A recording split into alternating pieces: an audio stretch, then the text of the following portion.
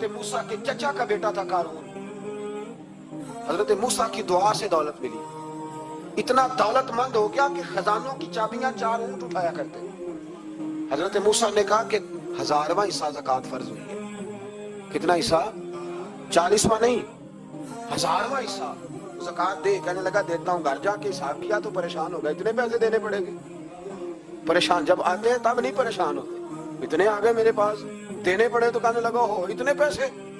حضرت موسیٰ نے کہا دے. تو کہنے لگا جناب موسیٰ ویسے مہنگا نہیں پڑا آپ نے رکھا خرچہ. آپ فرمانے لگے میرا حکم نہیں، حکم میرے 40واں نہیں تھا. کون سا حصہ تھا بولیے؟ مسلمانوں کا کتنا ہے؟ سارے صحیح دیتے ہیں زکوٰۃ؟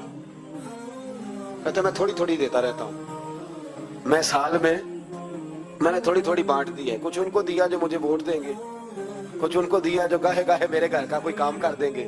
میں نے بانٹ دی ہے. زکوٰۃ دے رہا ہے کہ سیاست کر رہا تھا؟ یہ کون سا طریقہ ہے؟ یہ کون سی طبیعت ہے؟ مضمون بھیجا ایک دوست نے.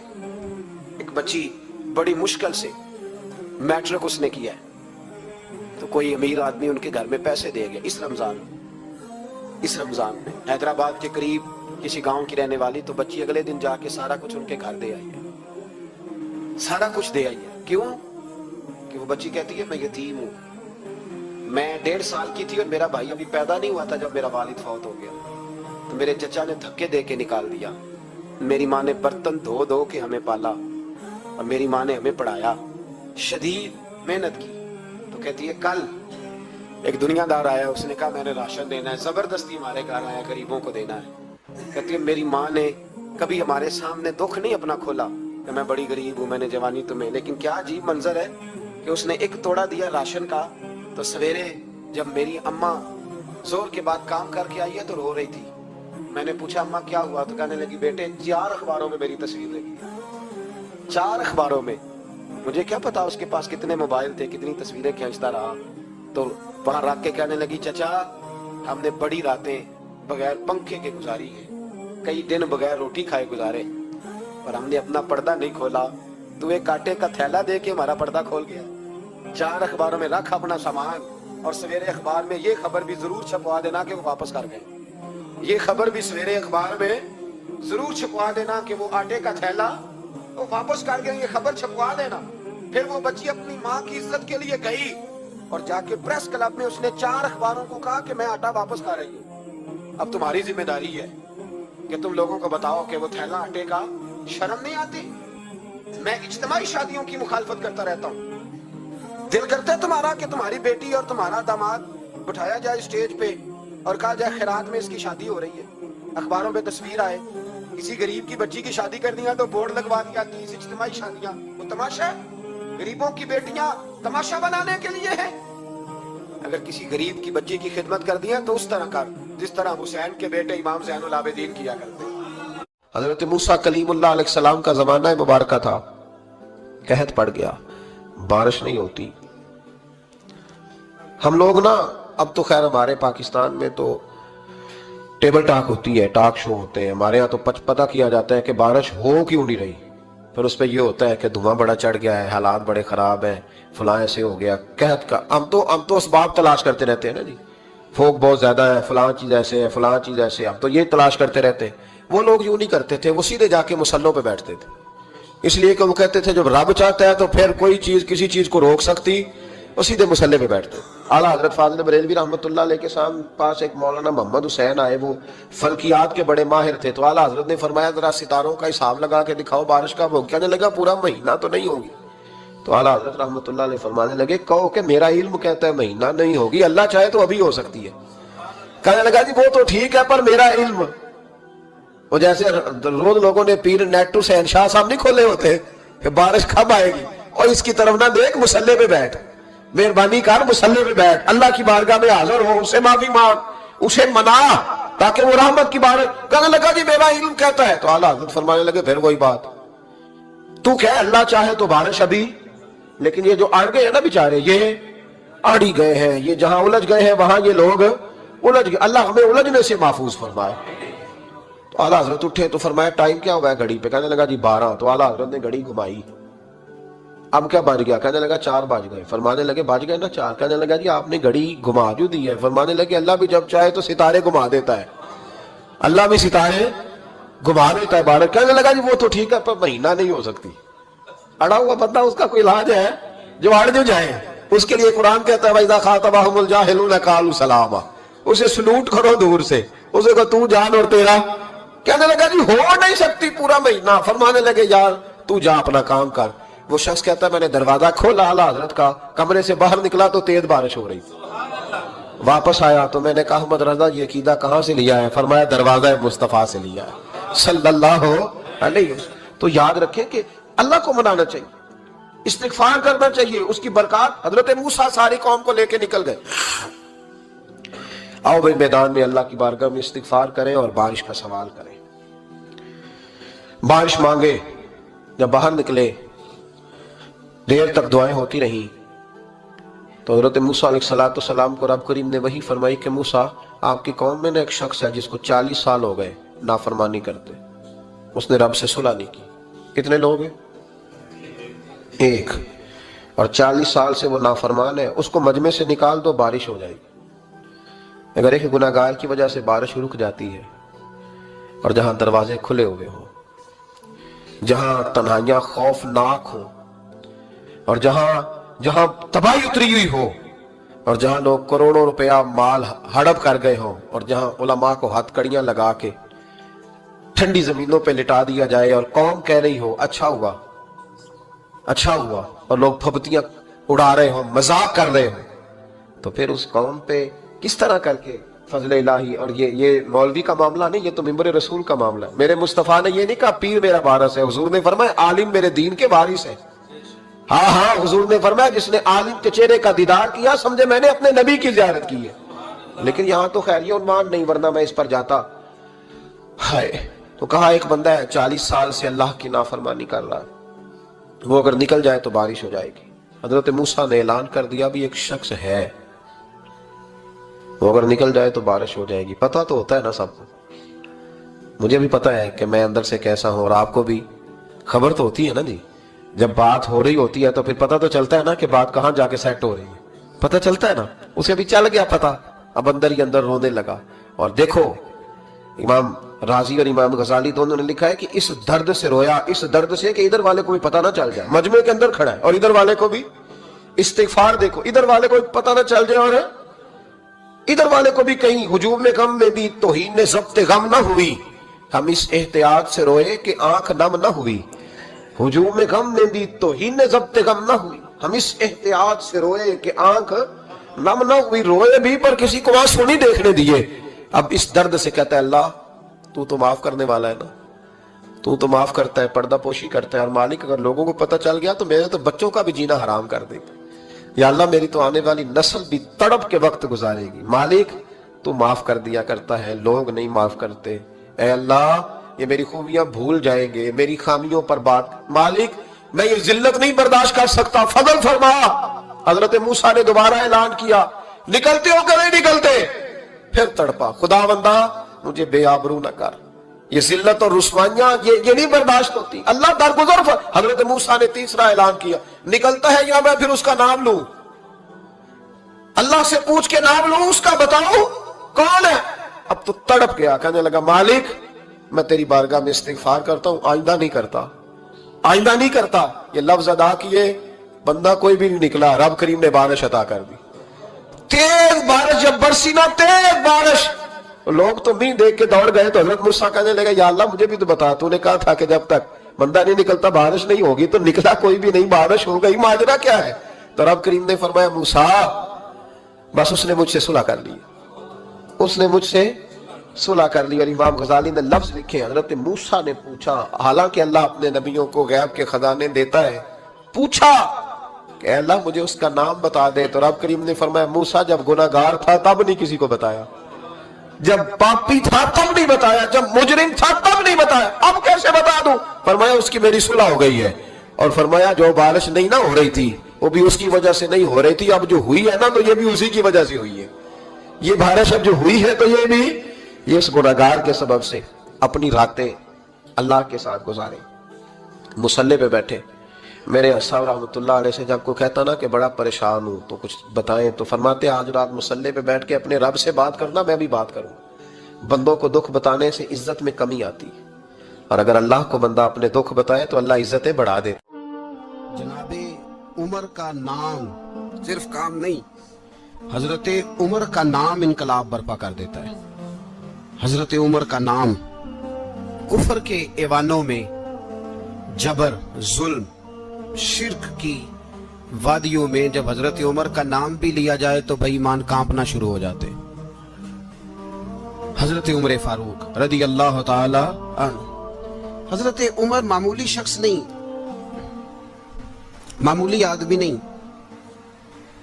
کچھ لوگ صدیوں کے بعد پیدا ہوتے ہیں، اور کچھ لوگ ایسے ہوتے ہیں جو ایک ہی بار پیدا ہوتے ہیں، ان جیسا دوسرا پیدا ہوتا ہی نہیں، دوسرا ان طرح کا پیدا ہوتا ہی۔ حضرت عمر رضی اللہ تعالیٰ عنہ جیسی شخصیات پیدا ہی نہیں ہوتی دوبارہ۔ سارے صحابہ در رسالت مآب پہ خود آئے۔ یہ وہ عظیم شخص ہے جسے اللہ کے محبوب نے اللہ سے مانگ کے لیا، کہا اے اللہ یہ مجھے دے دے، اللہ سے مانگ کے لیا۔ اس لیے صوفیاء کہتے ہیں کچھ مرید ہوتے ہیں، کچھ مراد ہوتے ہیں، کچھ مرید ہوتے ہیں، کچھ مراد ہوتے ہیں۔ مرید وہ ہوتا ہے جو چل کے آتا ہے، آ کے مرید ہوتا ہے۔ مراد وہ ہوتا ہے جسے کہا جاتا ہے کہ یہ کبھی میرا بن جائے نا، یہ کبھی آ جائے نا، میرا بن جائے، اس کو مراد کہتے ہیں۔ حضرت عمر مصطفیٰ کریم کی مراد ہیں، حضور کی مراد ہے۔ اللہم اعز الاسلام بے اسلام عمر ابن خطاب، اے اللہ اسلام کو عزت دے دے، میرے عمر کو کلمہ پڑھنے کی توفیق عطا فرما دے۔ اور کیسے دعا مانگی؟ اور یار حضرت عمر کی تو اس فضیلت کا کوئی جواب نہیں دے سکتا۔ میرے رسول پاک علیہ السلام سب کے لیے ہی دعا مانگتے ہیں نا، حضور کی دعا عام ہے، لیکن مصطفیٰ کریم نے کعبے کا غلاف تھام لیا، اور غلاف کعبہ کو حضور نے سینے سے لپٹایا اور سینے سے چمٹا کے کہا اے اللہ میں نے تو کبھی سوال ہی زیادہ نہیں کیے، میں کرنے آیا ہوں، مجھے عمر دے دے، عمر دے دے۔ حضور نے مانگ کے لیا، اور پھر جب جس کو حضور مانگے اللہ سے، کہ حضرت عمر رضی اللہ تعالیٰ عنہ کا آج یوم شہادت ہے، میرا تو دل کرتا تھا کہ فجر سے باتیں شروع ہوں اور سارا دن ہی عمر کی باتیں ہوتی رہے، سارا دن جناب عمر کی باتیں، سارا دن، اس لیے کہ ذکر جناب عمر کا ہوگا پر راضی اللہ کے رسول ہوں گے صلی اللہ، تو جاگ کے بیٹھے، خوش ہو کے بیٹھے۔ ہمارے ہاں منایا ہی نہیں جاتا، بابے اللہ کی تا ساؤن بھادروں اسو کتا تے منڈے جنوری فروری، تو اسلامی سال بھی گیا اور وہ تاریخیں بھی ساری گئی۔ یکم محرم امت مسلمہ کے لیے بہت بڑا دن ہے، بہت بڑا دن، یہ شہادت ہے حضرت عمر فاروق کی رضی اللہ تعالی عنہ۔ یہاں چھوٹی چھوٹی باتوں پہ گورنمنٹ چھٹی کرتی پھرتی ہے، چھوٹی چھوٹی باتوں، الیکشن ہو گیا تو چھٹی، فلاں جگہ پہ تھوڑا سا کسی نے خبر دے دی کہ کوئی پریشانی ہے تو چھٹی، فلاں جگہ یہ ہو گیا تو چھٹی، یہاں تک کہ فلاں وزیر صاحب فلاں علاقے میں آئیں گے تو سارے علاقے کو چھٹی۔ اور اب تو اس سے بڑا حال ہونے لگا ہے، اگر جن لوگوں کی سندھ میں حکومت ہے ان کے لیڈر کا دن آیا تو اس دن چھٹی، اور جن کی پنجاب میں حکومت ہے ان کا دن آیا تو چھٹی۔ ہمارا مطالبہ ہے حکومت پاکستان سے، اگر سر اٹھا کے جینا چاہتے ہو تو یکم محرم کو چھٹی کیا کرو، اگر سر اٹھا کے جینا چاہتے ہو تو یکم محرم کو چھٹی کرو جناب عمر کے دن، اور ملت کے جوانوں کو بتاؤ کہ اگر عزت کی زندگی جینا چاہتے ہو تو اس طرح جیو جس طرح فاروق اعظم جی کے گئے ہیں، عزت اور وقار کی زندگی۔ جمہوریت حضرت عمر سے سیکھنی پڑے گی، حکومت کرنے کے طریقے حضرت عمر سے، رعایا کو سیکھنا پڑے گا کہ امیر کس طرح بنایا جاتا ہے اور امیر کس طرح کے ہوتے ہیں۔ یہاں لوگ ہمیں یورپ کی مثالیں دیتے ہیں، لوگ یہاں ہمیں آ کر کے امریکہ کی مثالیں، انہیں کیا پتا حکومت کیا ہوتی ہے، وہ کہتے ہیں جی وہ سائیکل پہ جاتا ہے ان کا حکمران۔ میں نے کہا وہ سائیکل پہ جاتا ہے؟ میرے عمر فاروق مدینے سے مکے گئے تھے تو پیدل ہی حج کرنے چلے گئے، پیدل ہی، اور جناب عمر فاروق رضی اللہ تعالیٰ عنہ عید کی نماز پڑھانے گئے، عید کی نماز عمر خطبہ عید دینے گئے۔ اور اس زمانے میں کون سا غریب ہے جو ننگے پاؤں جاتا ہو؟ کون سا غریب ہے جو مسجد ننگے پاؤں جاتا ہو؟ لوگوں نے تو 3 قسم کی چپلیں رکھی ہوئی ہیں، ایک مسجد جانے کی علیحدہ ہے، گھر پہننے کی علیحدہ ہے، شادی بیاہ پہ جانے کی چپل علیحدہ ہے۔ حضرت عمر فاروق رضی اللہ تعالیٰ عنہ نکلے عید کا خطبہ دینے کے لیے، تو بیوی سے کہنے لگے جوتا. اس نے کہا صاحب اتنی دفعہ ٹوٹا ہے اب گانٹھا نہیں جا سکتا, اتنی دفعہ ٹوٹا ہے کہ اب دوبارہ پیمند نہیں لگ سکتے. تو حضرت عمر کہنے لگے چل کوئی حرج نہیں, بغیر جوتے کے ننگے پیر ہی چلتے ہیں, کوئی حرج نہیں. تو کہنے لگے لوگ کیا کہیں گے؟ فرمایا چپ کر. لوگ جس دن عمر نے یہ دیکھ لیا نا لوگ اس کے بارے میں کیا کہتے ہیں, اس دن عمر نہیں رہے گا. تو کہا پھر آپ کا نظریہ کیا ہے؟ فرمایا میرا نظریہ یہ ہے کہ رب رسول میرے بارے میں کیا کہتے ہیں.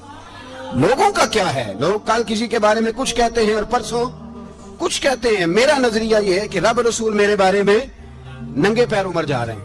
کون جی؟ میں بڑا ماڑا. اچھا جناب کیا غربت ہے؟ 10 قسم کے جوڑے لٹکے ہوئے کمرے میں اور پہننے کی فرصت نہیں, سویرے کیا پہننا ہے شام کیا پہننا ہے, 15 سوٹ کٹھے استری ہو کے لانڈری والا بھیج رہا ہے, اور تو غریب ہے, تو بہت بڑا غریب ہے. اس لیے کہ غربت پیسوں کی وجہ سے نہیں ہوتی, غربت تو دل کی ہوتی ہے. تو واقعی بڑا غریب ہے اور تو غریب ہی رہے گا. امیر تو عمر فاروق تھے جو ننگے پاؤں چلے گئے عید کی نماز پڑھانے. تو رستے میں جو ملا کہنے لگا عمر جوتا تو پہن لو. فرمایا تمہیں عمر کا جوتا نہ پہننے کا نقص تو نظر آیا ہے؟ کوئی حرج نہیں. اگر عمر کو کبھی بتانا ہوا تو وہ والا نقص بتانا جو عمر کی سیرت میں پیدا ہو, کردار میں پیدا ہو, وہ والا نقص بتانا. یہ چھوڑو جوتے آتے جاتے رہتے, ننگے پاؤں گئے, پاؤں دھوئے, نماز پڑھائی, لوٹ آئے. او بھائی یہاں تو ہمارا بناؤ سنگار اترنا, جتنی توجہ کپڑوں کی طرف ہے اتنی توجہ کبھی ہماری علم کی طرف ہوتی نا, جتنا ذوق شوق ہمارا بناؤ سنگار کی جانب ہے, اتنا بناؤ سنگار کبھی ہمارا اخلاقیات کی جانب ہوتا تو معاملات بڑی حد تک سنورے ہوئے ہوتے. حضرت سیدنا فاروق اعظم رضی اللہ تعالی اپنی زندگی کو ترتیب دیا. ایک دن بھی خلافت نہیں مانگی اللہ سے. حضرت عوف بن مالک اشجعی ایک صحابی ہیں. حضرت عوف بن مالک رضی اللہ تعالیٰ عنہ فرماتے ہیں کہ جناب ابو بکر صدیق کا زمانہ تھا تو میں نے خواب دیکھا. میں نے خواب میں جناب عمر کو دیکھا اور میں نے دیکھا کہ کوئی کہنے والا کہہ رہا ہے کہ عمر وہ ہے کہ اللہ کے رستے میں کوئی اسے جتنا مرضی برا بھلا کہے یہ پرواہ نہیں کرتا. کس کے رستے میں؟ بولے سارے. اس کا مطلب ہے اللہ کے رستے میں لوگ برا بھلا بھی. قرآن مجید نے کہا وَلَا يَخَافُونَ لَوْمَةَ لَائِمٍ. کچھ لوگ ایسے ہیں جو برا بھلا کہنے والوں کی پرواہ نہیں کرتے. آپ یقین کریں اگر پرواہ شروع ہو جائے نا تو دین کا کام ختم ہو جائے. نہ کوئی تقریر کرے, نہ کوئی تدریس کرے, نہ کوئی پیری مریدی کرے, ختم ہو جائے اگر باتوں کی پرواہ ہو. لیکن وہ پرواہ, حضرت عوف بن مالک اشجعی کہتے ہیں میں نے خواب میں دیکھا کہ عمر وہ ہے جو کسی کی پرواہ, اور دوسری بات میں نے یہ دیکھی کہ عمر خلیفہ بنے گا, اور تیسری بات میں نے خواب میں یہ دیکھی کہ عمر شہید بھی کیا جائے گا, عمر شہید بھی ہوگا. یہ میں نے 3 باتیں خواب میں دیکھی. فرماتے ہیں میں نے آ کے خواب حضرت ابو بکر صدیق کو سنائی, وہ خلیفہ تھے. وہ کہنے لگے ٹھہر جاؤ میں عمر کو بلاتا ہوں, اس کے سامنے دوبارہ سنانا, اس کے سامنے. فرماتے ہیں میں نے بلایا حضرت عمر فاروق کو, آ کے بیٹھے, خواب شروع ہوا. کا ایک بات تو میں نے یہ دیکھی کہ آپ ملامت کرنے والے کی پرواہ نہیں کرتے. دوسرا آپ خلیفہ بنے گے. جناب عمر کہنے لگے چپ کر, ابو بکر کے سامنے ہی کہہ رہا ہے, چپ کر, خلیفہ کے سامنے ہی کہہ رہا ہے. تو ابو بکر صدیق کہنے لگے عمر اسے کہنے دو, مجھے لگتا ہے رب کی رضا یہی ہے کہ میرے بعد اگر مصطفیٰ کا منبر ملے تو عمر کو ملے, اسے کہنے دو. یار یہاں تو لوگ ڈینگے مارتے ہیں, یہاں تو لوگ دعوے کرتے ہیں میرے سامنے فلانے کو بھی بٹھاؤ, فلانے کو بھی بٹھاؤ, اس کو کیا پتا, اس کو کیا پتا, یہ تو بڑکے مارنے کا دور ہے. حضرت عمر رضی اللہ تعالیٰ عنہ کو تیسری بات کہی. حضرت عوف بن مالک نے کہا آپ شہید کیے جائیں گے, میں نے خواب دیکھی ہے. نیک لوگوں کے خواب بڑی حد تک سچے ہوتے ہیں.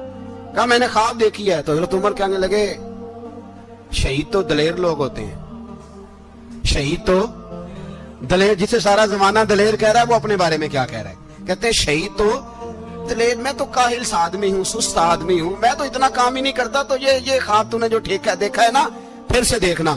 تو ابو بکر صدیق فرمانے لگے عاجزی نہ کر, انکساری نہ کر, تو جو کہہ رہا ہے ٹھیک کہہ رہا ہے, لیکن مجھے سن کے شکر بھی ہوا ہے اور افسوس بھی ہوا ہے. افسوس اس بات کا کہ تیرے جیسا بطل عظیم چلا جائے گا, اور شکر اس بات کا کہ رب تجھے زندگی بھی اعزاز والی دے گا, اور شہادت کی موت دے کے اللہ تجھے موت بھی عزت والی عطا فرمائے گا. اللہ موت بھی تجھے عزت والی دے گا, تجھے کاہلوں جیسی موت اللہ. حضرت فاروق اعظم رضی اللہ عنہ. بھائی یہاں تو اس زمانے کا سب سے بڑا مسئلہ پروٹوکول ہے. लोगों को पता होता है कामिल पीर है, कामिल मुर्शिद है, लोग नहीं जाते। मैं किसी का मुरीद हो जाऊं, मेरा प्रोटोकॉल किधर गया? पता होता है ये कामिल उस्ताद है, मैं इसके पास बैठूंगा तो मेरी तरबियत करेगा, लेकिन लोग शागिर्द नहीं बनते। मैं किधर गई? ये जो प्रोटोकॉल की मुसीबत है ना, इसने बड़े बड़े लोग जीरो कर दिए, बड़े बड़े लोग। और ये मत समझे कि आपका वजीर आजम प्रोटोकॉल लेता है या आपका सदर प्रोटोकॉल, वुज़ारा, ऐसी कोई बात नहीं। हम छोटे तबके से लेकर बड़े सारे प्रोटोकॉल के कायल हैं। हमारा तो दामाद भी कहता है कि मुझे पूछा नहीं मैं तुम्हारे घर क्यों आऊं। हमारा तो भाई हर शख्स ऐलान करता है प्रोटोकॉल का, फलाने ने इज्जत नहीं दी तो वापस आ जाओ, फलाने ने सलूट नहीं किया तो वापस आ जाओ। लोग जहां सलूट करना चाहिए वहां भी सलूट कराने के कायल हैं। पर हजरत उमर रदी अल्लाह ताला, हजरत उमर की सादगी और फिर जनाब उमर की आजिजी, जब इंसान अपने ऊपर सवार कर लेता है ना, सवार कर लेता है, मैं बदकार पुराना खादम किसे दर मिली नी टोई, इते वासफ यार ने नजर जो की थी ते वासफ वासफ ही। मैं अक्सर सोचता हूँ, हुजूर ने जहां भी कहा ना, फरमाया मेरे बाद नबी होते तो खताब के बेटे उमर होते। हुजूर ने फरमाया उमर जिस रास्ते से जाता है शैतान वो रास्ता बदल जाता है। नबी पाक सल्लल्लाहु अलैहि वसल्लम ने फरमाया मेरा उमर वो है कि इसकी जुबान पर हक जारी है। हुजूर अलैहिस्सलातु वस्सलाम ने फरमाया 950 साल हजरत जिब्रील मेरे उमर की शान बयान करें तो इनकी अजमत खत्म नहीं होती। 950 साल जिब्रील अजमत बयान करे तो खत्म नहीं होती। ये बात है हजरत उमर की। और फरमाया उमर अबू बकर की नेकियों में से एक नेकी है, ये शान है अब उमर फारूक रदी अल्लाह ताला अन्हु की। हुजूर ने फरमाया मेरे बाद नबी होते तो उमर होते, जिस गली से उमर आए शैतान रास्ता बदल जाए। मेरे उमर फारूक की शान 950 साल बयान हो तो खत्म ना हो। उमर की जुबान पर अल्लाह हक बयान करता है, जो उमर कहता है वही रब कर देता है। हुजूर सारी जिंदगी फजीलतें बयान करते रहे, उमर जवाब में क्या कहते हैं? कोई बताए ना कि ये वाली हदीसें कभी उमर ने भी रवायत की हो कि हुजूर ने मेरे बारे में ये कहा है। ये रवायतें वो रवायत नहीं करते। उनसे जब लोग कहते उमर तेरी बड़ी बात है तो उमर रो पड़ते, कहते मैं तो ऊंट चराने वाले बाप का बेटा हूं, मैं तो ऊंट चराने वाले बाप का बेटा, ऊंट चरा। इससे आगे उमर गए ही नहीं सारी जिंदगी, इससे आगे लफ्ज ही नहीं अदा की। और मैं तो भाई ऊंट चराने वाला, मेरा बाप तो ऊंट चराया करता था, 10 ऊंट थे, मेरी ड्यूटी होती थी, संभाले नहीं जाते थे, अब्बा डंडों से मारता था। सारी जिंदगी उम्र आज करने गए, एक खुश्क तना खजूर का उमर फारूक रदी अल्लाह ताला अन्हु ने उसको अपने कलावे में लिया, रोने लगे। लोगों ने कहा उमर क्या हुआ? फरमाने लगे यहाँ मैं ऊंट चराया करता था, यहाँ मैं ऊंट चराता था, 10 ऊंट संभाले नहीं जाते थे। देखो रसूलुल्लाह की शान, आज सारी उम्मत चलाने का तरीका अता फरमा दिया है। सारी नजरिए से प्यार। यार पैसा किसको बुरा लगता है? आप जिस आदमी की 50 करोड़ की प्रॉपर्टी है उसको पूछे सबसे गरीब, आपको वही नजर आएगा। वो कहेगा मैं टाइट हूं, हालात बड़े। मैं कई बार पूछे उन्होंने, मैं कहे तर्जमा भी 10 छोड़ो की, हमें तो समझ नहीं आती। और टाइट हालात कौन से होते हैं जी? जिस आदमी का करोड़ों में कारोबार है ना, उसको आप छेड़े वो रोने लग जाएगा, रोने। तो कई मैंने ऐसे देखे हैं, किराए का मकान है, उनसे पूछे साहब क्या हाल है, तो कहते हैं जितनी अल्लाह ने शान वाली जिंदगी हमें अता की है किसी को नहीं दी। इसका मतलब है खुशी भी यही है और गम भी यही है। अंदर से खुशी है, अंदर से ही। तूने अगर राजी रहना है तो इधर से रहना है, नाराज रहना है तो बस अपने आप को खुश रखेगा तो हो जाएगा। सारे सहाबा मिल के आए, कहने लगे उमर फारूक से कहना है नबी पाक के जमाने में तो जाहिरन गुर्बत थी, अबू बकर के दौर में भी गुर्बत थी, अब तो बड़ा माल है।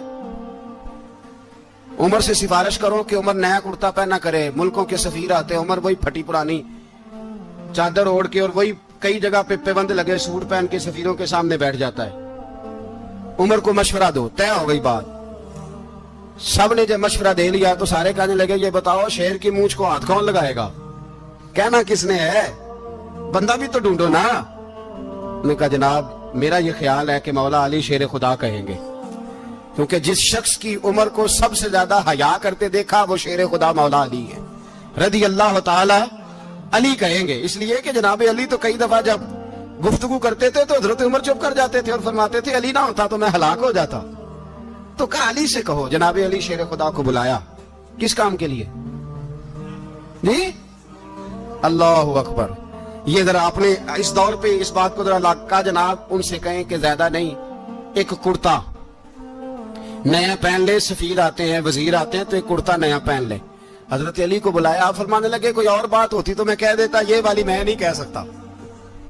کوئی اور ہوتی تو میں عمر کو کئی دفعہ کہہ دیتا ہوں, جلال میں بھی تو سن, یہ والی میں نہیں کہہ سکتا.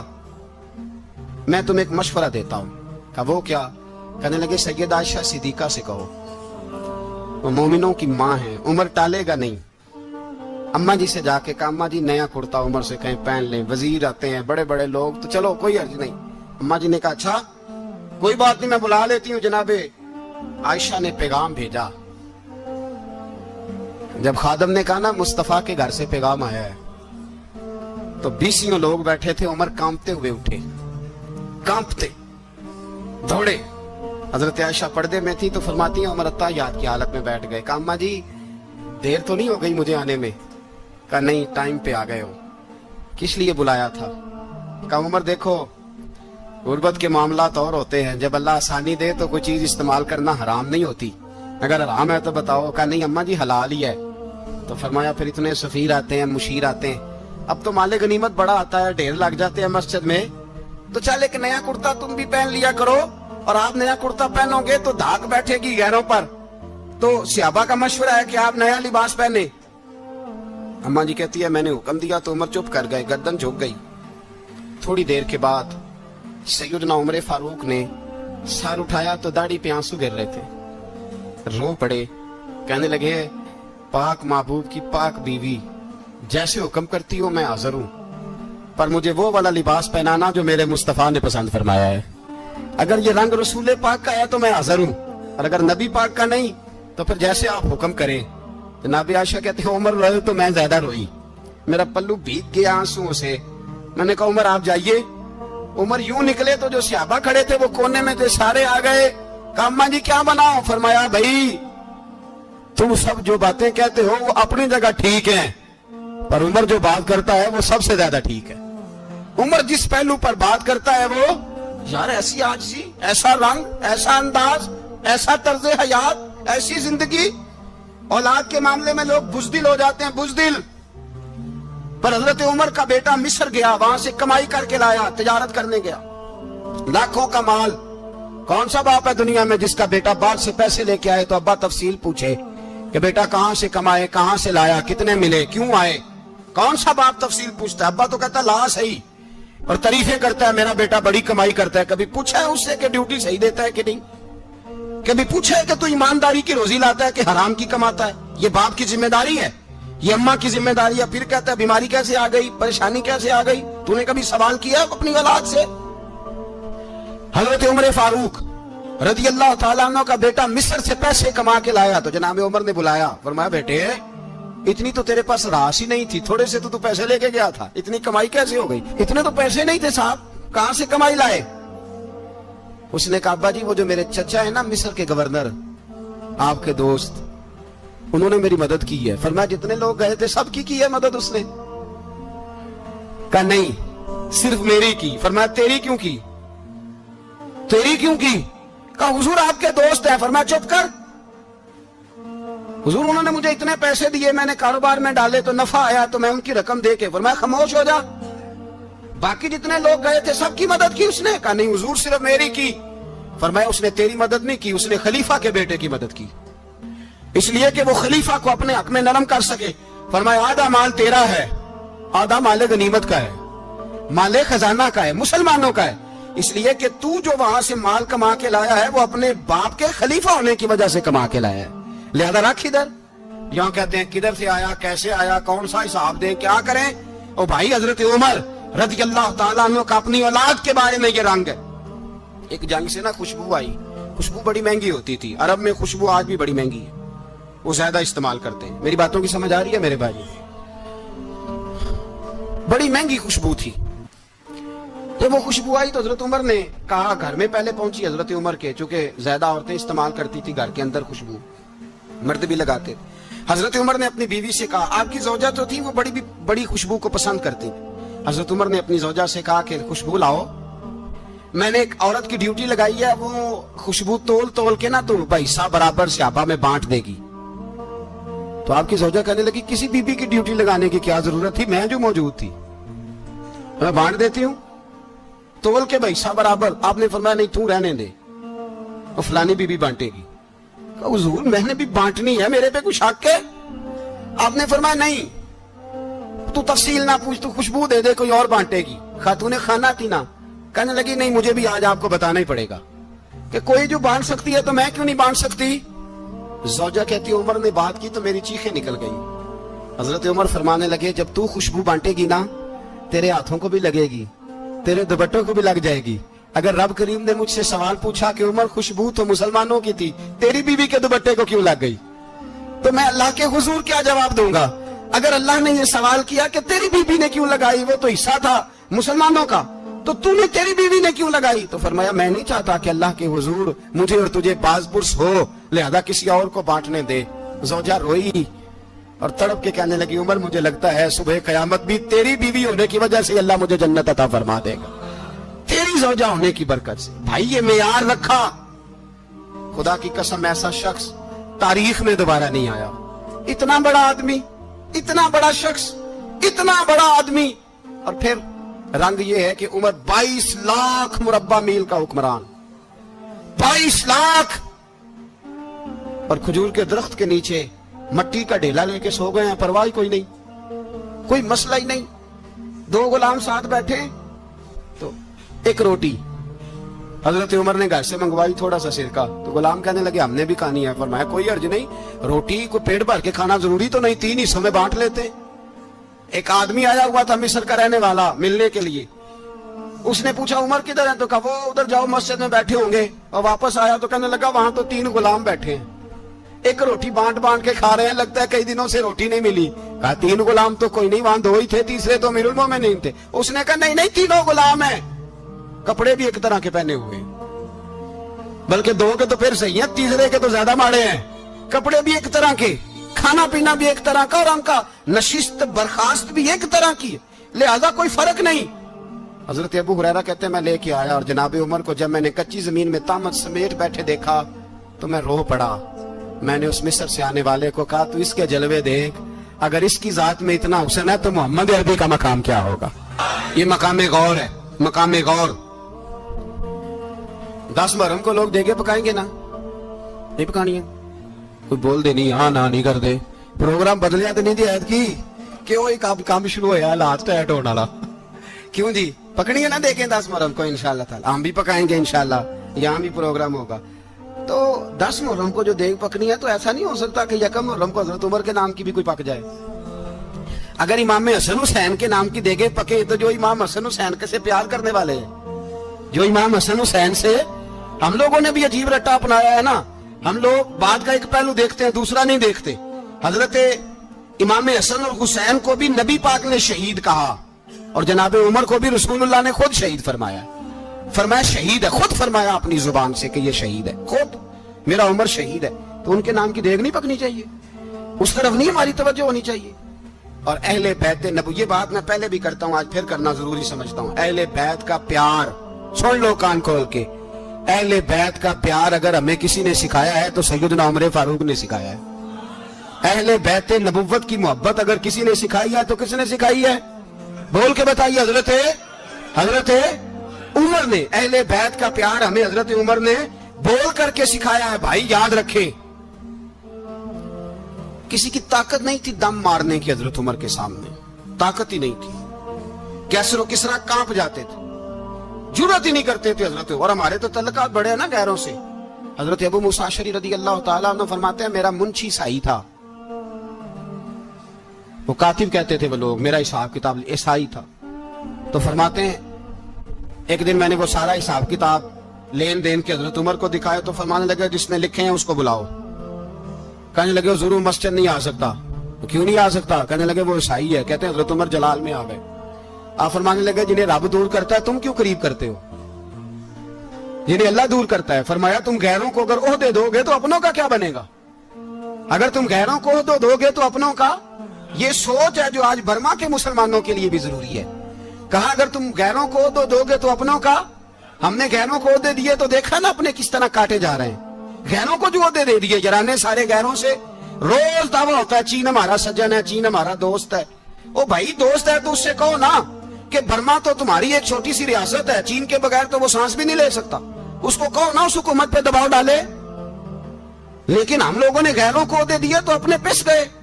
حضرت عمر کہتے تھے ذمی کا ہم ادب کریں گے, ذمی کافر کا ہم, ایسا کافر جو مسلمان ریاست کو قبول کرے, بدامنی نہ پھیلائے. ایک آدمی کو آپ نے دیکھا آنکھوں سے نابینا ہے اور بھیک مانگ رہا ہے, تو حضرت عمر کو نظر آ گیا, فرمایا کون ہو؟ اس نے کہا میں یہودی ہوں. فرمایا بھیک کیوں مانگتے ہو؟ کہا جب تک تندرست تھا مسلمانوں کو جزیہ دیتا تھا, بوڑھا ہو گیا ہوں کیا کروں. حضرت عمر نے گھوڑے کی پشت پہ بٹھایا, کافر کو گھوڑے کی پشت پہ بٹھایا اور بٹھا کے مدینے لائے. حضرت علی شیر خدا وزیر خزانہ تھے, فرمایا علی اس کا وظیفہ جاری کرو. کہا یہ کون ہے؟ فرمایا یہ یہودی ہے لیکن یہ ہمیں جزیہ دیتا رہا, بوڑھا ہو گیا بیچارہ, بھیک مانگنے پہ مجبور ہے, ہماری حکومت کے اندر رہتا ہے, اس کا پورا وظیفہ جتنا خرچہ اتنا وظیفہ لگاؤ. حضرت علی کہتے ہیں میں وظیفہ لگا رہا تھا اور وہ میرے نبی کا کلمہ پڑھ رہا تھا, وہ رسول اللہ کا کلمہ پڑھ رہا تھا. یہ مزاج یہ نہیں کہ کافر. حضرت عمر نے گورنروں کو خط لکھے تھے کہ زبردستی کسی کو مسلمان نہیں کرنا, جہاں ان کی عبادت گاہیں بنی ہو گرانی نہیں, کوئی مندر کوئی گرجا ضائع نہیں کرنا. اسلام سب کو جینے کا موقع دیتا ہے, پر بے ایمانو ظالموں بدذاتوں تمہیں یہ کہتا ہے کہ ہم تمہیں جینے کا موقع دیتے, تم بھی مسلمانوں کو جینے کا موقع دو. یہ جہاں بستے ہیں جہاں رہتے ہیں انہیں وہاں جینے کا موقع دو, انہیں بھی اللہ اکبر کہنے کا موقع دو, انہیں بھی قرآن پڑھنے کا موقع دو, انہیں بھی رسول اللہ پر درود پڑھنے کا موقع دو. ہمارے ملک میں عیسائی اپنی مرضی سے کھلے عام تبلیغ کرتے ہیں, یہاں تو چینل چلائے ہیں عیسائیوں نے. کسی مذہبی جماعت نے کبھی جلوس نکالا کہ عیسائیوں کا چینل بند کرو؟ بولے نکلا ہے کہ نہیں نکلا؟ کتنے ظلم کی بات ہے. ہم جب غیر کو اتنا تحفظ دیتے, ہم نے دیکھا ہے, مجھے 20 لوگوں نے عید پہ ٹیلی فون کیے کہ عیسائیوں کو قربانی کا گوشت دے لیں, مجبور ہیں جی, دروازے پہ آ گئے ہیں, ہمارے کام کاج کرتے ہیں. 20 لوگ, عام آدمی کے دل میں ان کا اتنا جذبہ ہے, وہ مسائل کا بیان کرنے ایک علیحدہ بات, لیکن ہمارے دل کافر کے حق میں بھی نرم ہو جاتے ہیں. تم کس قدر زیادہ بے ایمان ہو اور کفر کس قدر زیادہ ذلیل ہو گیا ہے کہ مسلمان کے حق میں نرم ہوتا ہی نہیں. اور اس سے بڑے ذلیل وہ ہیں جو ان ذلیلوں کے سپورٹر ہیں, وہ کسی عرب ملک کے حکمران ہو یا کسی اور جگہ کے, وہ بڑے ذلیل ہیں جو ان ذلیلوں کے سپورٹر ہیں, جو برما کی بچیوں کے قتل پر اپنی حکومتیں چمکا رہے ہیں. انہیں شرم نہیں آتی, اس قدر مسلمان تڑپا ہے لیکن ان بے غیرتوں کو ذرا ہوش نہیں آئی. اور یہ ان کے کماش, ان کے دلال جو ہر جگہ ان کی سپورٹ کر کے اپنی حکومتیں قائم کرتے ہیں, بے ایمانوں کو پتہ نہیں کہ کب ان پر اللہ کا عذاب اترے گا اور کس طرح ان کے پرخشے اڑیں گے. تمہیں اپنی ذلت اور رسوائی نظر نہیں آ رہی کہ زمین کس طرح تمہارے لیے تنگ ہو گئی ہے؟ اس سے زیادہ اور تمہاری رسوائی کیا ہوگی؟ ڈرو اللہ سے, اور یہ تو دنیا کا عذاب ہے. ان بطش ربک لشدید, میرا رب کہتا ہے قیامت تو قائم ہونے دے, جتنا سخت تیرے رب کی پکڑ ہے اتنی کسی دوسرے کی ہو سکتی. یاد رکھیں اور تھوڑا احتیاط کریں. ہم سب لوگ بھی, جو ہم لوگ آدھی زبان بول کے بھی ان کی سپورٹ کرتے, اب شرم آنی چاہیے ہمیں ان حکومتوں کی سپورٹ کرتے جو مسلمانوں کی لاشوں کے اوپر حکومتیں قائم کرتے ہیں. شرم آنی چاہیے. بہرحال بات دور نکل جائے گی اور میں اپنے مضمون پہ رہتا ہوں. اہل بیت کا پیار اگر سکھایا ہے تو جناب عمر نے سکھایا ہے رضی اللہ تعالی عنہ. امام حسن ملنے, آپ یقین کریں میں جب اس واقعہ کو پڑھتا ہوں تو میرا دل جھوم جاتا ہے. میں کہتا ہوں یار ڈاڈا ہونا اپنی جگہ پہ, عشق ہونا اپنی جگہ پہ, انسان کا باوقار ہونا اپنی جگہ. جہاں کھڑے ہونا تھا وہاں یہ کھڑے ہوتے تھے اور جہاں جھکنا تھا وہاں یہ. ان لوگوں میں اقبال نے کہا تھا تیری نگاہ ناز سے دونوں مراد پا گئے, عقلے کی یاب و جستجو عشق حضور و اضطراب.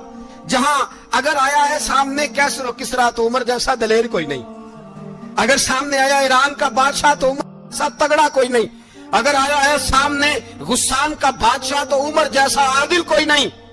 لیکن اگر علی کا بیٹا آیا ہے, اگر فاطمہ کے لال پارے آئے ہیں تو پھر فاروق اعظم سے جیسا محب کوئی نہیں, پھر ان سے جیسا پیار کرنے والا کوئی نہیں.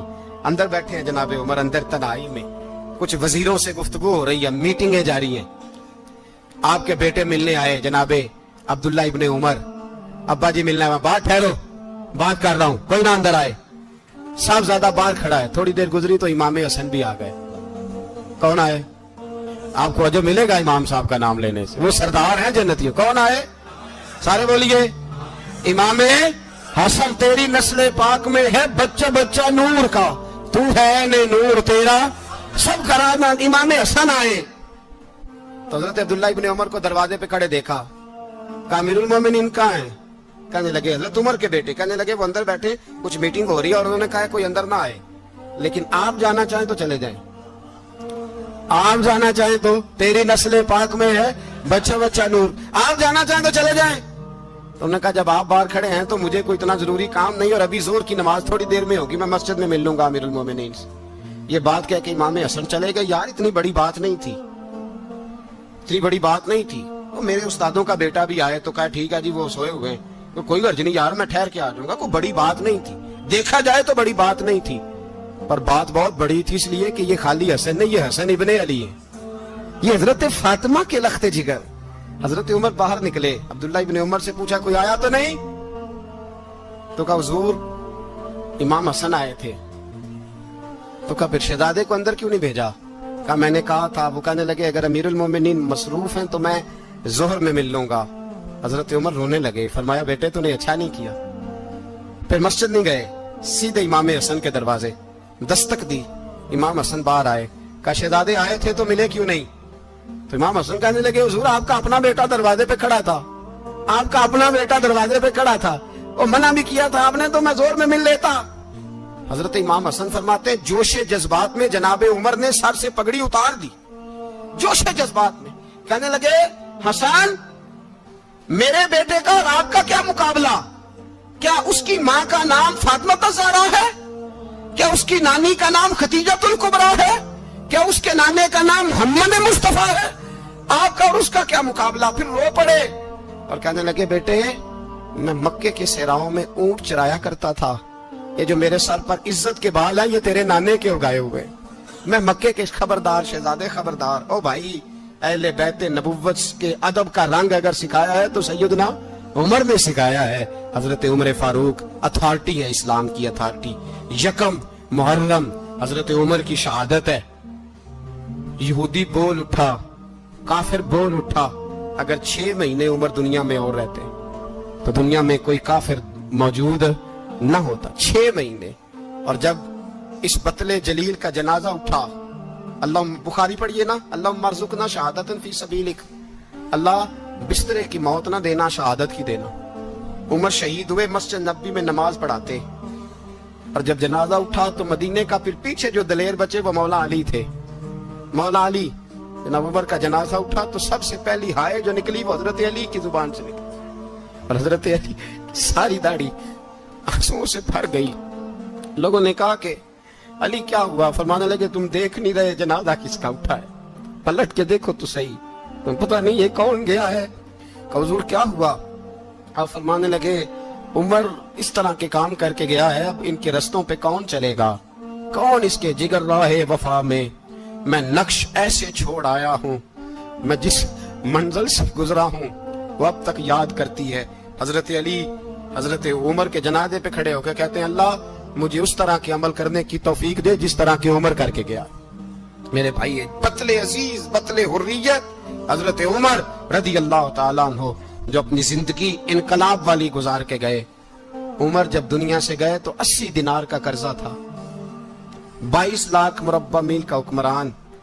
और अपने बेटे से कहने लगे बेटे कोशिश करना तेरे खानदान वाले मिलके मेरा कर्जा उतार दे, मेरी कब्र पे बोझ ना रहे, और अगर खानदान वाले मदद न करें तो मेरे दोस्तों से बात करना, वो मदद न करें तो फिर अली से बात करना। इनका प्यार आपस में इतना और तू इख्तलाफ साबित कर रहा। 80 दिनार का कर्जा छोड़कर हजरत उमर दुनिया से गए और जाती दफा कह गए मेरे बाद मेरे बच्चों को हुकूमत के मशवरे में भी शामिल ना करना, हुकूमत के मशवरे में भी मेरी औलाद शामिल ना हो।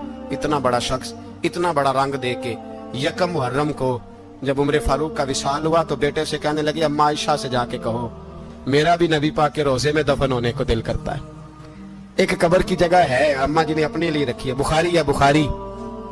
हजरत आयशा के पास साहबजादे गए, कहने लगे अम्मा जी उमर को जख्म लग गया है, हालत बड़ी परेशानी वाली है। वो कहते हैं अगर अम्मा इजाजत दे। सैयद आयशा रो पड़ी, फरमाने लगी कि वो अपनी कब्र की जगह तो नहीं ना किसी को देता, पर उमर ने कमाल ही बड़ा किया। उसे कहो जाओ गुंबद खजरा में कयामत तक जो मुस्तफा पे और अबू बकर पे सलाम पड़ेगा वो तुझ पे भी सलाम पढ़ के जाएगा, जाओ मैंने जगह। मेरी बात बन गई है तेरी बात करते करते मेरी बात बन गई है। तेरी बात करते करते तेरे शहर में मैं आऊं, तेरे शहर में मैं आऊं। तेरी नात पढ़ते पढ़ते मेरी बात बन गई है। तेरे इश्क की बदौलत मुझे जिंदगी मिली है, मुझे जिंदगी मिली है। मुझे मौत आकाए, मुझे मौत आकाए।